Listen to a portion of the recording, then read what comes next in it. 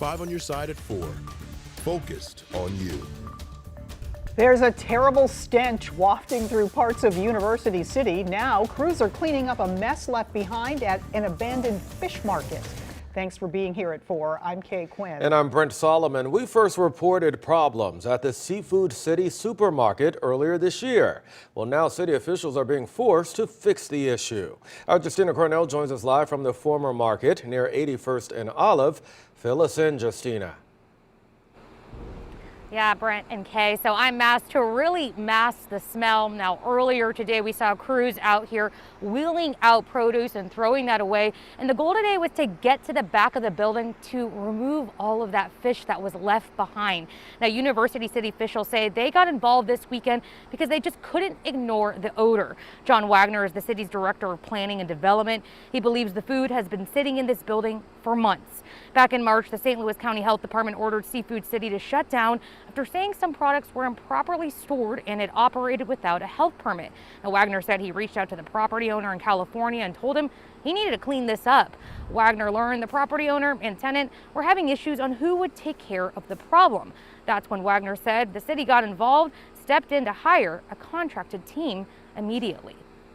As soon as it became a public health issue, that's when we got involved in it. They are going to tackle the freezers where a lot of the seafood is. That's where a lot of the odor is coming from. But they estimate there could be 5, 6, 7,000 tons of that stuff back there. Wagner said that the city is paying this up front, but the owner knows that they are responsible to pay back.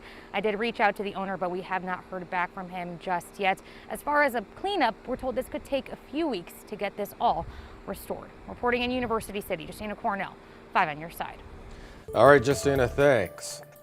It's been 5 days now since 13,000 members of the United Auto Workers Unions first started walking the picket lines. That includes 4,000 workers on strike at the GM plant in Wentzville. And now we're learning the work action may spread to other plants around the country. NBC's Jay Gray has the latest from Michigan. We are well into day 5 of the strike and getting some indication now of how things may go moving forward. The president of the UAW saying that he will expand this strike if there is not, quoting here, serious progress in negotiations by noon on Friday. But I think it's important to listen to the wording. He's not saying that they need a tentative agreement like he did ahead of the contract deadline last week.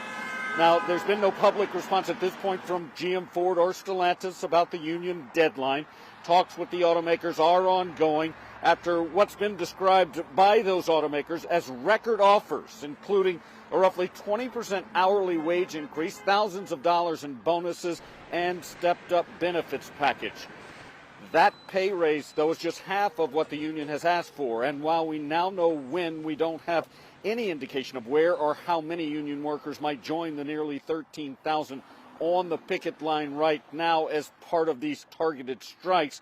The UAW strategy to maintain an element of surprise in an effort, union leaders say, to build economic leverage during negotiations. So again, they are considering expanding this strike if we don't see, quote, serious progress in negotiations, according to union leaders. That's the latest from here in Wayne. I'm Jay Gray. Now back to you. And today, workers on the picket line at the GM plant in Wentzville are trying to keep up the momentum. St. Louis Mayor Tashara Jones stopped by to show her support. The GM plant in Wentzville employs about 4,000 people. All of them are on strike right now. And since that Wentzville plant provides parts to other plants, those plants will not get the supplies they need.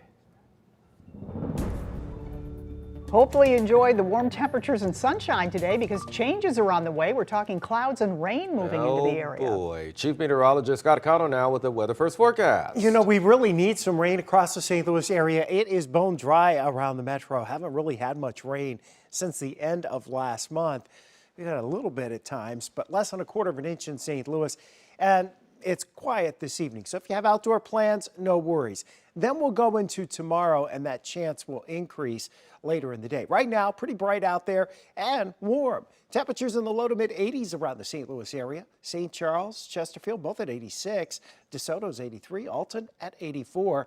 Nice breeze, too. Out of the south, you can see the trees blowing in that breeze along with the flags over in Edwardsville right now. Here's the deal.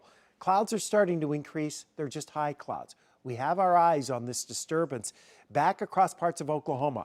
When we see that drift overhead heading into tomorrow, it will bring with it at least a chance for a few scattered showers. So that disturbance is here for Wednesday. The shower chances will increase, but we're not talking about a lot of widespread heavy rainfall. We're talking about scattered showers, and it's really late tomorrow into tomorrow night, and then that chance will continue Thursday and Friday as this disturbance meanders across the area. We'll see in a few minutes. We'll talk more about the weekend. All right, we'll see you then, Scott. For the latest weather updates in your area, text the word weather to 314-425-5355. There's a new initiative to help bring more of the Latino community to St. Louis. It's called the Latino Outreach Program. City leaders will partner with groups like the International Institute and local trade unions. The program was started by the Arch Grants founder, Jerry Schlichter, who has made efforts to attract immigrants to the city before. He says he wants the program to help Latino immigrants build their lives here in the U.S. But where will they end up? Where will they see a city that provides them opportunity, jobs, housing, and the ability to build their lives for themselves and their families? We want that to be St. Louis. The program will also encourage people in Latin America to apply for citizenship before moving to the U.S. Well, some students across the bi-state will soon hit the 1-month mark for this new school year. Well, the FBI wants to make sure those students stay away from crime. The FBI St. Louis office is promoting its Safe Schools initiative. It gathers input from fellow students, parents, and teachers on any student who may be showing threatening behavior. Schools have already started using it. A number of the districts have started to really lean in here across a variety of counties in and around the St. Louis area. What we're starting to see is schools recognize that pulling together these cross-disciplinary teams that involve counseling resources, school administrators, school resource officers allows these children in distress to be addressed before law enforcement needs to intervene. FBI officials say in 4 out of 5 school shootings, at least one other person had knowledge of the plan but failed to report it. HSHS hospitals in Illinois are now one step closer to being fully back online. Hospital and clinic phones, MyChart systems, and guest Wi-Fi, they were all restored last night. These systems and more went dark late last month after a cyber attack. The attack impacted 4 area hospitals, including St. Elizabeth's Hospital in O'Fallon.